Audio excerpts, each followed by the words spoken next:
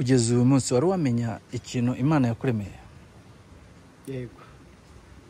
Ese wakidusangiza? Iki Imana yandemeye, Imana guha umugisha. Hanyuma ni ukuvuga ngo ibi bihe urimo urabyishimiye? ibihe ndimo ndabyishimiye, ndanyuzwe kuko hari icyatumye Imana inkura kuri rwa rwego ngeza kuri uru, hari n'undi zangezaho amashimwe agakomeza kwiyongera. Hari urwego Imana yankuyeho, hari n'urwo yangejejeho. Yego. Ninyurwa rero nkishimira ibyo Imana yakoze, izakomeza kunteza intambwe no mu bindi biri imbere. Haleluya. Amen. Ngo abantu bazi ko abamotari badakizwa, kandi akazi dukora kagomba kugaragaza Imana dukorera.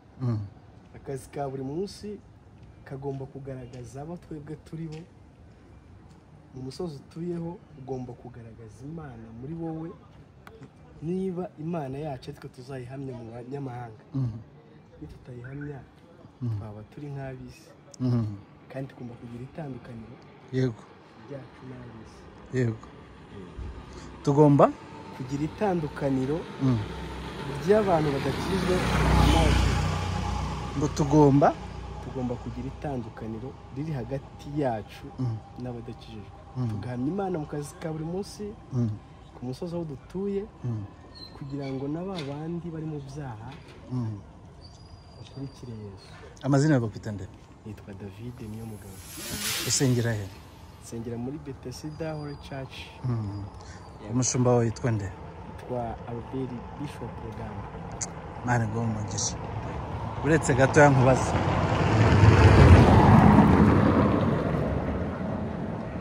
hanyuma se wisanze ute muri uyu muhamagaro? Tujya dusengera akazi kenshi Imana ikakaduha, ariko nagira ngo ubwenge ubushake bw'Imana butandukanye n'uko genda ushaka. Ninumvira Imana nkayubaha, izampa akazi kandi yuko yabigambiriye kazaba kanyuze. Niko abantu bizera Imana, abantu bashyigikira abakozi ku murimo, bashaka kukublessinga cyangwa bashaka no kuzajya bakubera umukiriya, wakemere ko dushyiraho nimero yawe bakazajya baguhamagara? Nta kibazo. Uretse gato urusaku cyangwa uvuge cyane.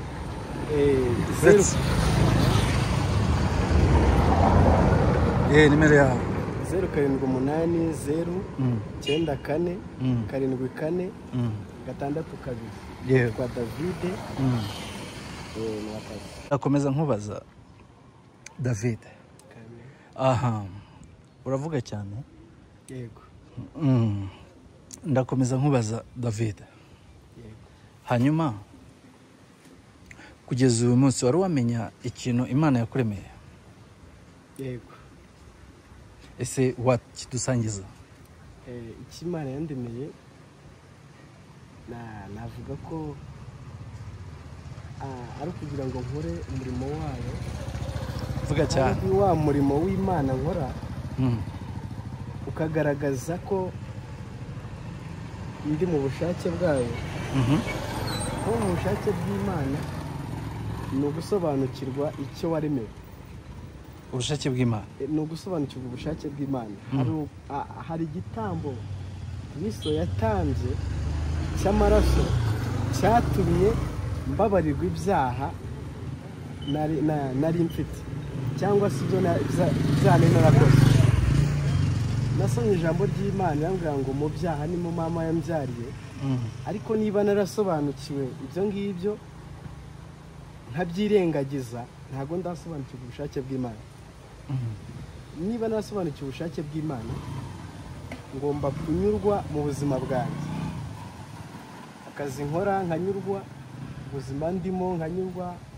Uyu munsi byanga bikunda uko ndi nagarika ejo narindi. Okay, nakubaza bwa nyuma. Nta kibazo. Uyu munsi ukuri ntagarika ejo waruri. Ni ukuvuga ngo uranyuzwe.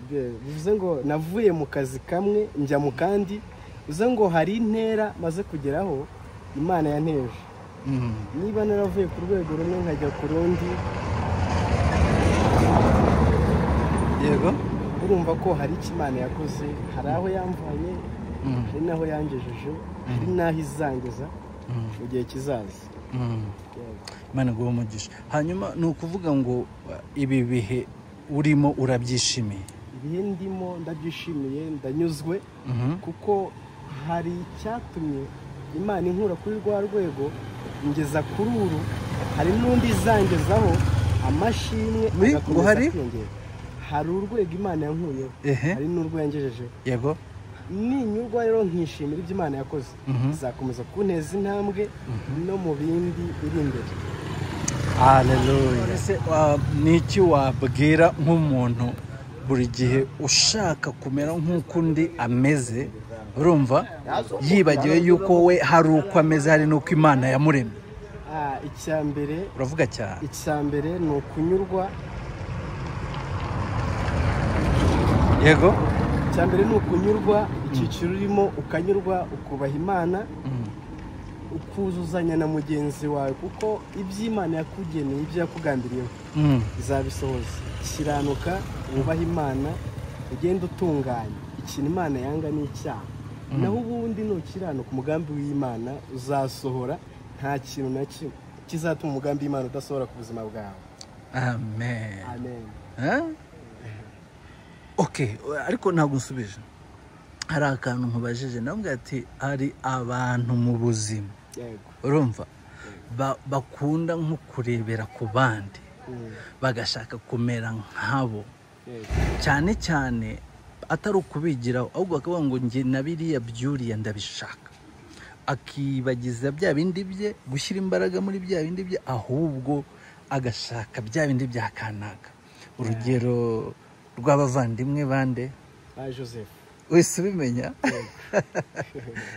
Ubwo wagira icyo bivugaho? Ikintu usabwa mu buzima urimo ni ukunyurwa, ntiwifuze iby'undi.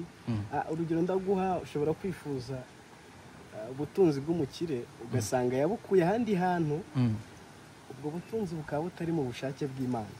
Ariko nunyurwa ukaba mu buzima bwo kunyurwa, uzagera kure kandi heza. Urakoze. Yego. Nitubongera kuguhamagara uzatwitabira? Nta kibazo. Nta kibazo, ndahari. Urakoze David. Ubundi David bivuga iki? David bivuga umuntu ushoboye. Umuntu ushoboye? Nuko mbizi. W'igikundiro. Ongeraho. Umuntu w'igikundiro kandi unashoboye. Imana iguhe umugisha David. Yego. Ubwo abagushaka baza kubona kandi wabahaye na nimero nabo bagusanga. Ara n'abakishimiye ko batwara ubabwira ubutumwa bwiza cyane. Imana iguhe umugisha. Bakanantuma noneho bananyizeye ko ibintu bampaye biragerayo amahoro. Yego. Amen. Okay David, urakoze cyane. Ubutaha tuzagutumira ubabwire ubushake bw'Imana. Ariko twemeranye yuko hari aho Imana igukuye, ari n'ahantu kugejeje. Hari aho navuye, hari n'aho ngeze, kandi hose hagenda hahamya Imana mu gihe ngezemo. Ni ukuvuga ngo ubuhamya bugenda. Ndi ubuhamya bugenda. Imana yahabwa icyubahiro. Amen. Amen, amen.